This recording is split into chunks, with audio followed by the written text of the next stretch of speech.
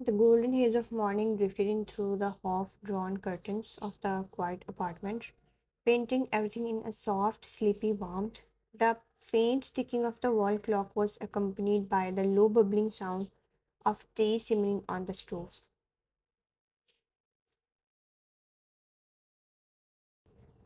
Wine, clad in a pale peach lawn suit, stood quietly in the kitchen, sleeves carefully folded up to her elbows. Her hair was loosely tied into a low bun, and a soft tiredness clung to her eyes.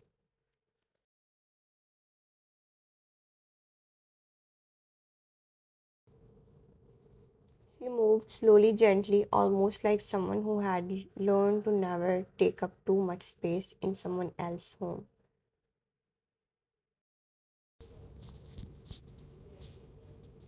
Her hands worked in routine. A pan sizzled as she cracked open fresh eggs. She buttered slices of toast with care. Not too much, just how he liked. She prepared sauteed mushrooms with a pinch of black pepper and dried herbs.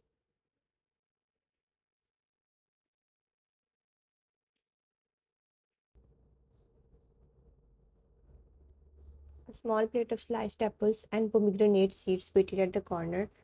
It was the kind of breakfast made with affection, even if the recipient never asked for it. But her mind, her heart, was somewhere else.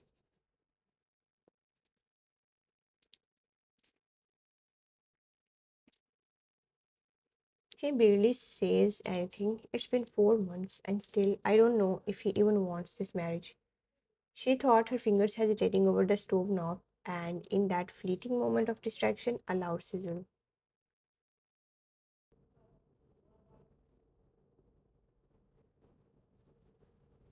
A splash of hot oil leaped from the frying pan and landed on the back of her hand. Her voice was barely above a whisper, but the pain was sharp and real. She winced and stumbled back, rushing to the sink, turning on the cold tap and thrusting her delicate hand under the icy stream.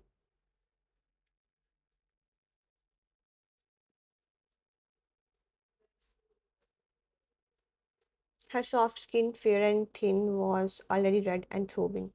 She bit down her bottom lip to hold back the tears that threatened to rise, not just from the burn, but from the constant ache of silence in her life. Still, she didn't stop.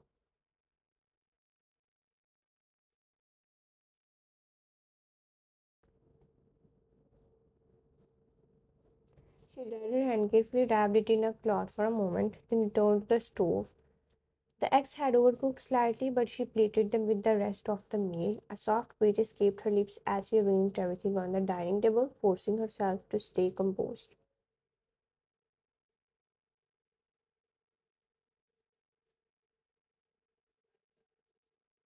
And then she heard it, footsteps, slow, calculated, measured.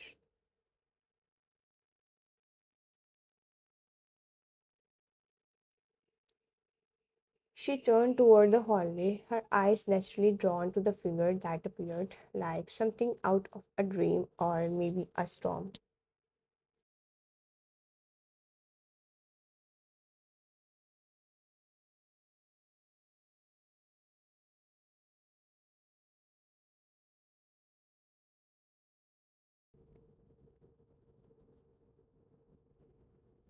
Jungkook, he walked into the room like he owned it, and maybe in a way he did, wearing a jet black tuxedo tailored to fit his lean yet powerful frame. His presence instantly shifted the atmosphere.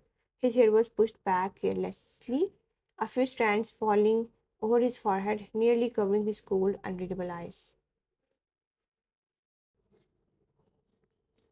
A silver watch peeked from under his sleeve as he adjusted his cufflinks. His jaw was sharp, locked tight in a habitual stoicism, and his expression was blank, beautiful, but dangerous. He looked like someone carved from stone.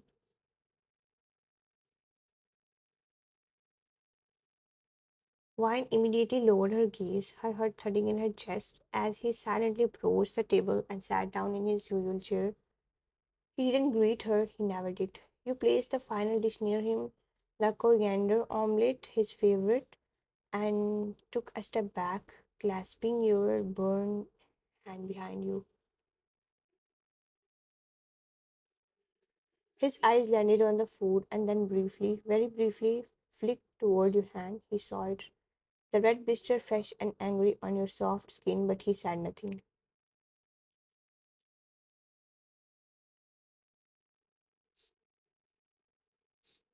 He picked up the fork and knife, slicing through the egg with practiced indifference, and began to eat. You sat across from him quietly, hands in your lap, eyes focused on your untouched tea. Your stomach turned uncomfortably. You had no appetite left.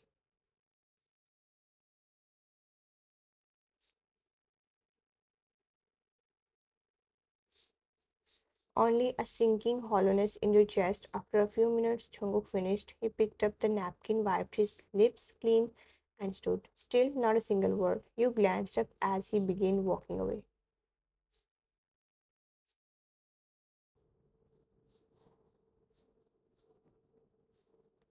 He disappeared down the hall, and you exhaled slightly, slowing, beginning to clear the plates. Then, wine. Your breath hitched. His voice wasn't loud, it wasn't angry, but it was cold, deep, sharp.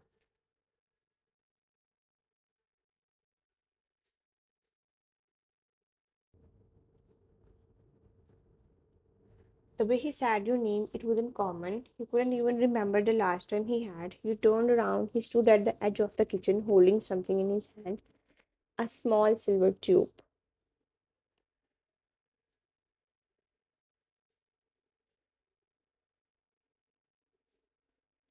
Get ready by 6 p.m. We are going to my mother's house. There is a family gathering. Be prepared. You nodded quickly, tucking a strand of hair behind your ear. Okay.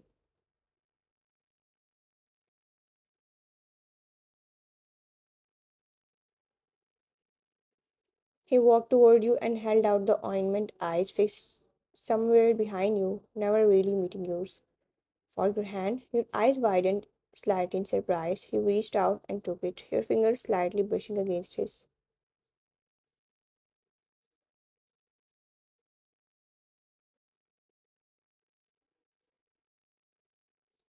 Even that small contact sent a warmth through your chest. Thank you. He paused, blinking once, then stepped back. All right, then, see you later.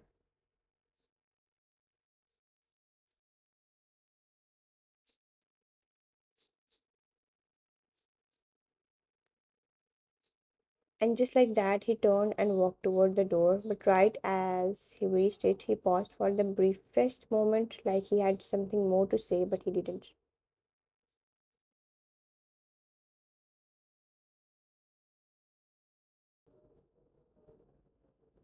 He walked out, the door clinking softly behind him. You stared at the ointment in your hand, blinking away the tears that pricked your eyes, not of sadness this time, but a strange kind of hope. He noticed. He didn't say much, but he noticed.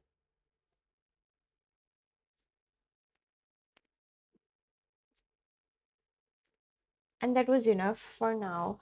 You smiled softly to yourself and clutched the small silver tube to your chest, heart fluttering quietly in a word of cold silence. After hours of moving between the kitchen, laundry, and dusting the shelves, one finally allowed herself a moment to rest.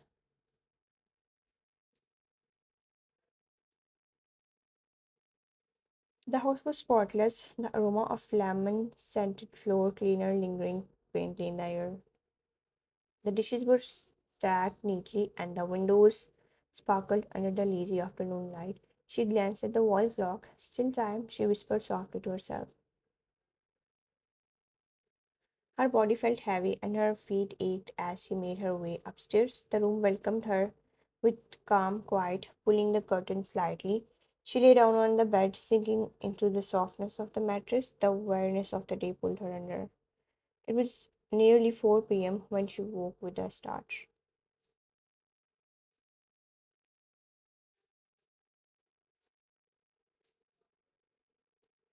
Eyes wide, she sat up quickly, heart thudding. I have to get ready fast. She rushed into the bathroom, turning on the shower. Warm water ran down her skin, washing away the sleep and tiredness. After drying herself, she stood before her wardrobe, fingers pushing across a row of soft fabrics before settling on one.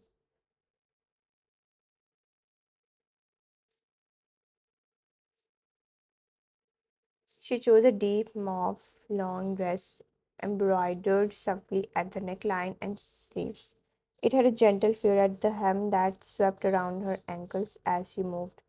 She paired it with a chiffon dupatta etched in silver threadwork draped neatly over her shoulder.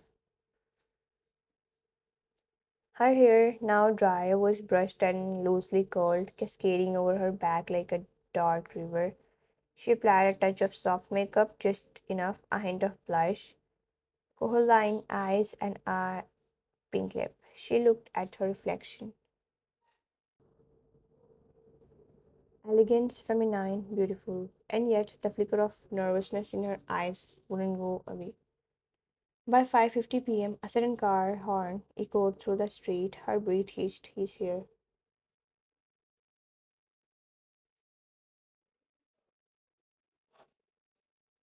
She quickly put on her block heels and ran downstairs, grabbing her clutch on the way out. As she opened the door, the soft breeze catched her breath, and here he was, Jungkook,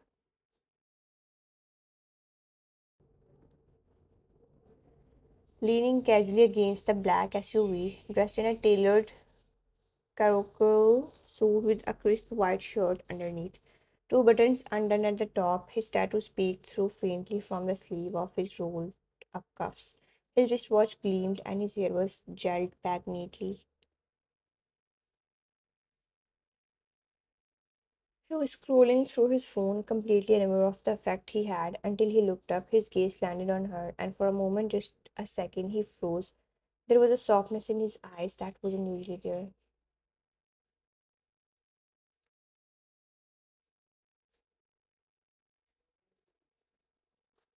Like the cold walls around him cracked slightly as he saw her walking toward him. Wine's cheeks warmed instantly, her heart fluttering under his gaze. She lowered her eyes. He blinked once and suddenly straightened, clearing his throat stiffly.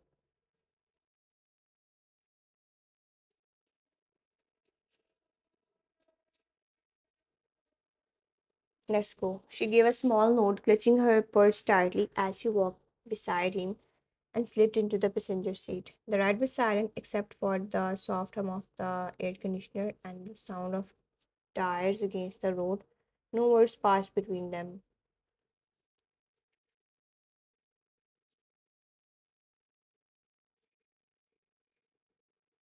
But still, she could feel him glancing at her sometimes, stealing brief looks when he thought she wouldn't notice, and she did the same. They soon arrived at a large, beautifully lit villa, the June family home.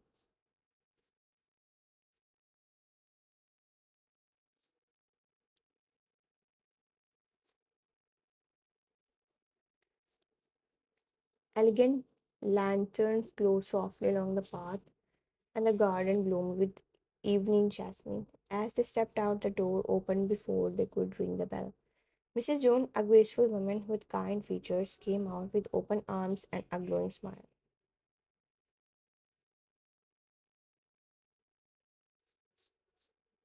Oh, you two are finally here. Come in. She immediately hugged Jungkook and then turned to Wine, pulling her into a warm embrace. How are you, my dear? You look radiant. I'm fine, Mom. Thank you.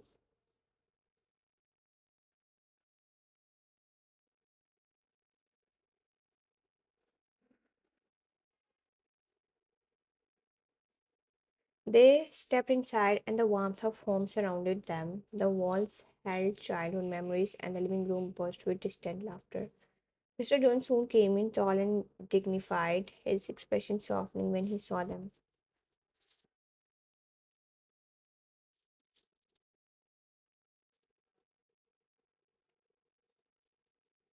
Jungkook, my son, always sharp, hmm? He hugged him briefly, then turned to Wine with a welcoming smile. And my beautiful daughter-in-law, you light up the room. Wine blushed quietly and nodded in gratitude. Then came his sister, Jeon, bubbling with energy as always.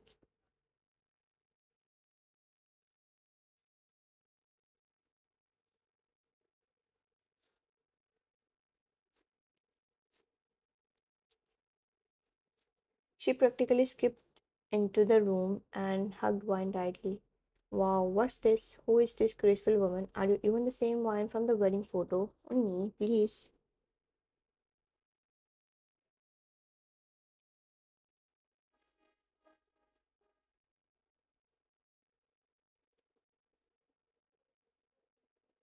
Jungkook didn't say anything, but the corner of his lips twitched slightly. His heart fluttered, and he hated it. He looked away quickly, shoving his hands into his pockets. Let's go, dinner is ready.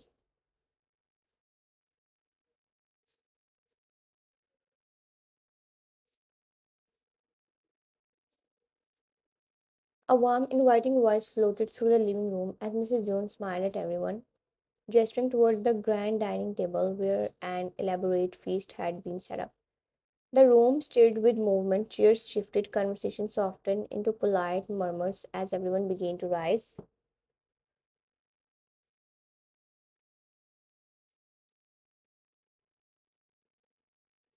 Just as Wine stepped forward to follow them, a high pitched voice broke the moment. Cookie, the air froze. Wine stiffened as her heart sank. Wine stood with her eyes on him, on them.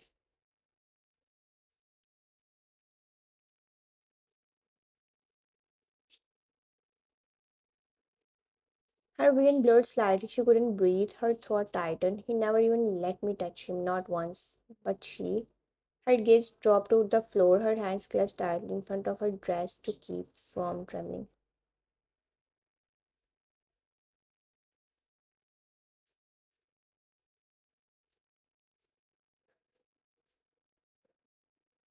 Something cracked inside her. You didn't even call me Oppa. I thought you forgot me. Look at you, still so handsome. Are you gonna ignore me in front of everyone now?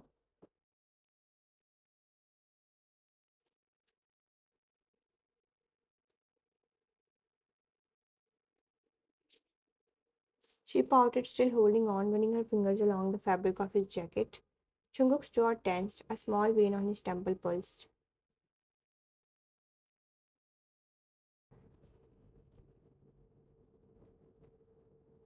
Everyone stared. One felt as if all the voices, all the glances were suffocating her. And then, get your hands off me. Mirha blinked.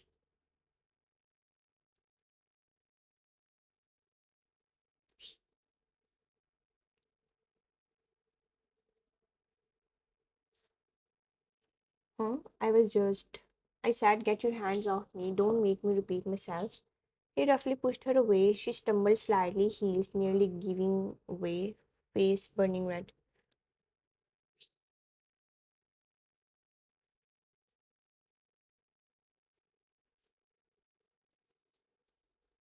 What? I was just saying hi. Why are you being so dramatic, Jungkook? Dramatic? You are not even invited, Mira. Who let you in? Your mother told me to drop by sometime.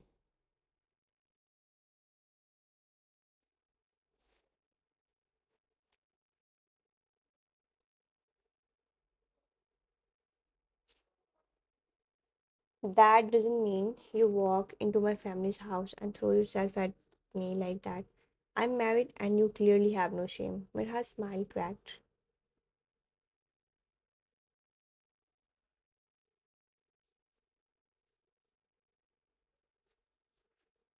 It's not like you ever loved that girl anyway. Isn't that what you said once? That your marriage was just stop now?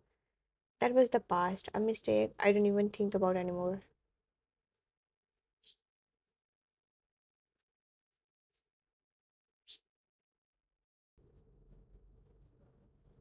Maya looked away, her lips pressing together to hide the burn of jealousy crawling up at her chest.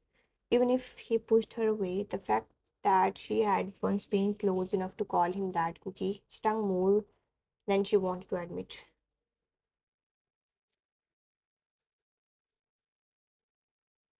Chongu didn't spare Mirha another glance and walked toward the dining room. The rest followed awkward, tension hanging thick in the air.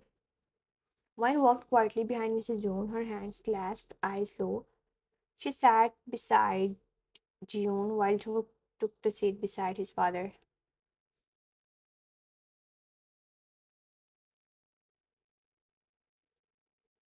Mirha, uninvited, also took a seat across the table from Chongu, bold, shameless, and visibly irritated.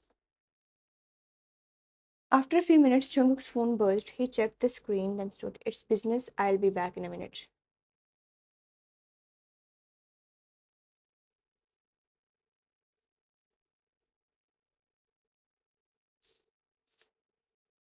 He stepped out of the room, phone to his ear, and that's when it started.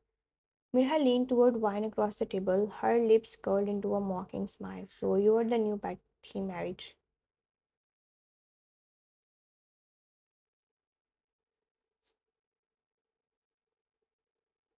Wine blinked, startled, but didn't reply. You really think you belong here? I mean, look at you, dressed like some quiet countryside girl. You think wearing a decent dress and acting polite will keep Jungkook's attention?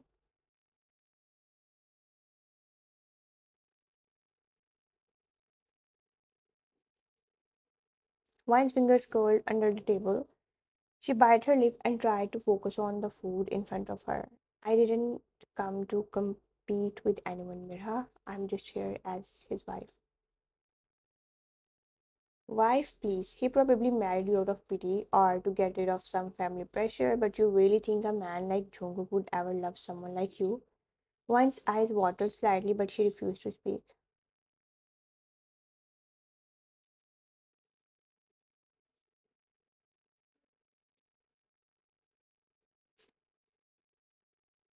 I have touched him more times than you ever will. He used to kiss me senseless, want me to tell you how he liked it. Should I describe it? That cut deep. Wine's heart twisted painfully, and she gripped her napkin tightly in her lap.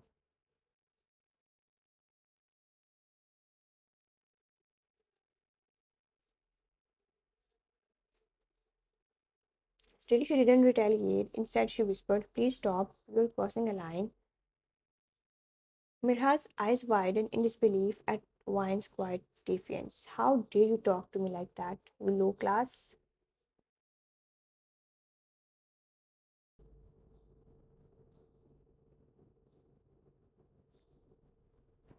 The slap echoed through the dining room like a gunshot. Wine gasped, her head snapping slightly to the side from the force. Her hand instinctively flew to her cheek, her delicate fingers trembling against the stinging red mark forming on her skin.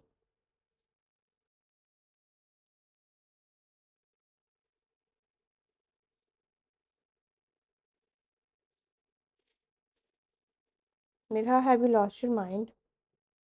That's enough. You don't get to lay a finger on our daughter in law. Wine stood frozen, the pain more emotional than physical, tears forming and falling soundlessly from her eyes.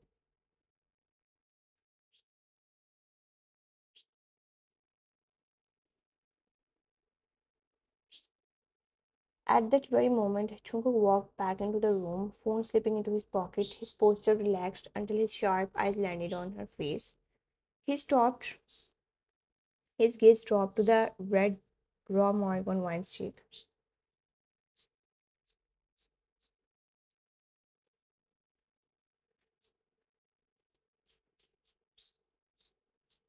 A single tear trailed down her pale skin, her entire body went still. Then his jaw clenched, his expression darkened, his fingers curled into fists as he strode over and gently cupped Wine's chin, tilting her face toward him.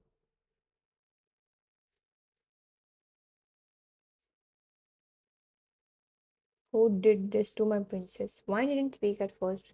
He shook her head, overwhelmed, but his eyes, dark, red rimmed with great, forced the truth out.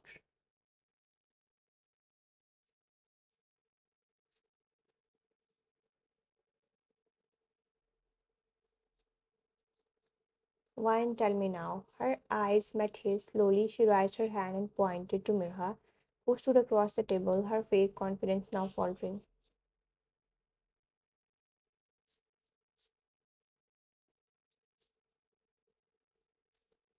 She insulted me, said I'm your new chief, that you married me out of pity, and then slapped me. His entire chest rose with fury. The room went completely silent, and then he turned. Jungkook walked toward Mirha like a stone.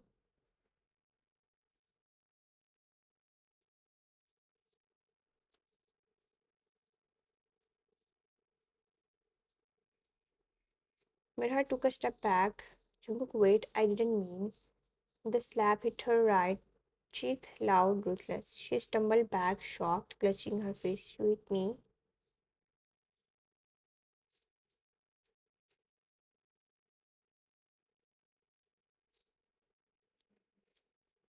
The second slap hit the other cheek harsher than the first.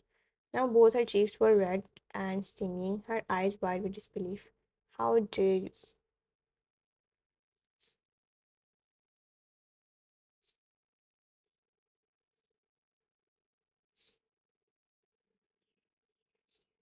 He grabbed her hair roughly and yanked her head back just enough to bring his cold eyes level with hers. I never touched her, never disrespected her, never raised my voice at her.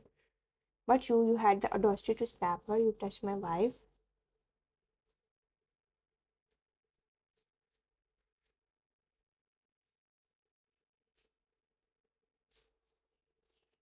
I didn't mean, I just. Please, Jungkook, I want you back. She's not right for you. Look at her, her clothes, her voice. She's not like us. Just leave her.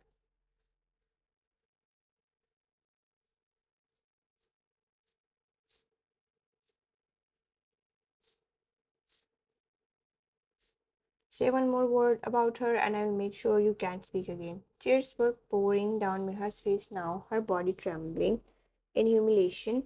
Now apologize to my wife right now.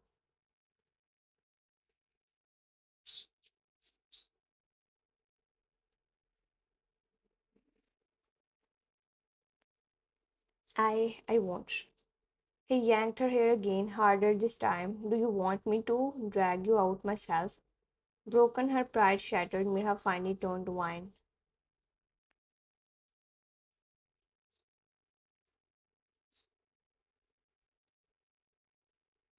I'm sorry. Why didn't say anything? Her eyes were glassy, her hand still rested over that burning imprint on her cheek. We are leaving, we will come another day.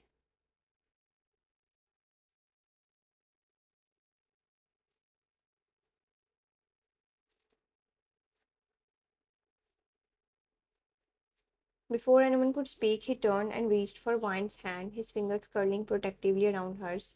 And without a word, he led her away from the table, shielding her with his presence. They exited the house, the door slamming shut behind them, the tension still echoing in the silence they left behind.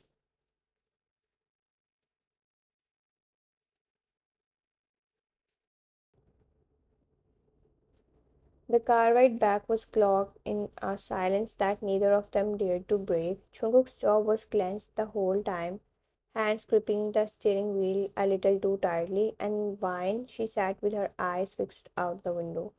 The faint sting still lingering on her cheek, but the real pain sat heavier, deeper.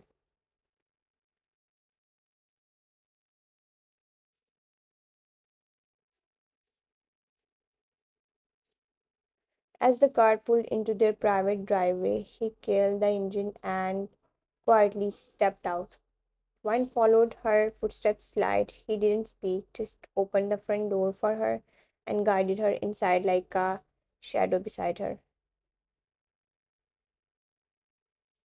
When they entered the bedroom, he gently took her wrist and sat her down on the edge of the bed.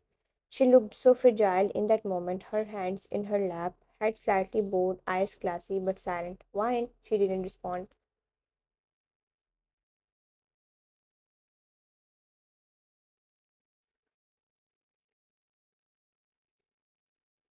He sighed, brushing his hair back with one hand. Then he sat beside her, just a few inches apart, his voice unusually quiet. I'm sorry for everything, for today, for not protecting you sooner, for how I have been treating you.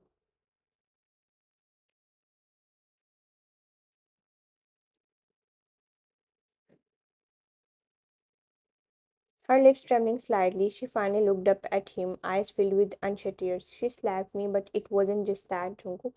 You never even talked to me, never asked how I am doing, what I feel. You married me, but it's like I'm invisible to you.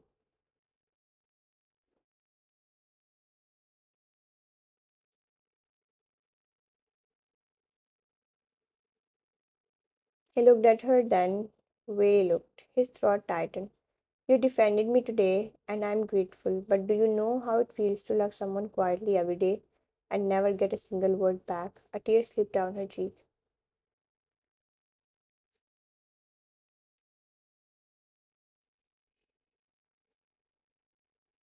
I have never cried in front of you, but I can't keep it in anymore. She covered her face with both hands as quiet sobs escaped. His heart twisted. It was unbearable to see her like this. Without hesitation, he gently pulled her hands away from her face and wrapped his arms around her. For the first time, it wasn't cold. It was warm, protective, soft.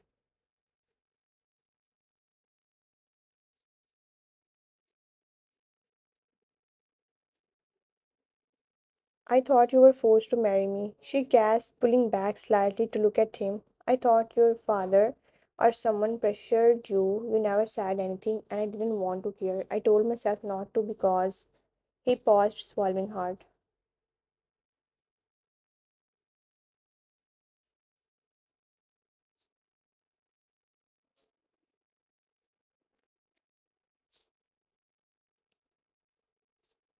Because the last time I cared about someone, she ripped my heart out. That was Mirha. She didn't just cheat on me, she made me feel worthless, like I was only useful for money or status. I was stupid, blind. After that, I stopped trusting people. I built walls. And when you walked in so kind, so soft, I thought you couldn't be real.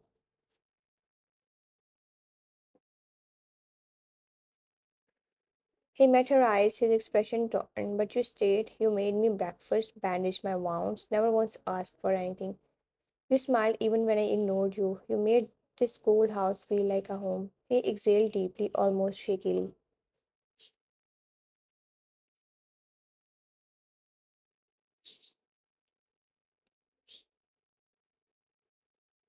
I was afraid of loving you, Wine, but not anymore. He placed his hand gently on her cheek, the one Mirha had heard, and his thumb brushed softly over it. I'm sorry for everything I didn't say, for every moment I looked away, but I swear I will never let you cry again.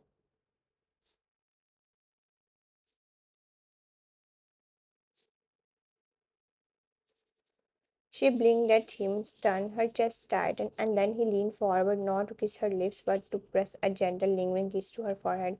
It was warm, it was safe, it was real.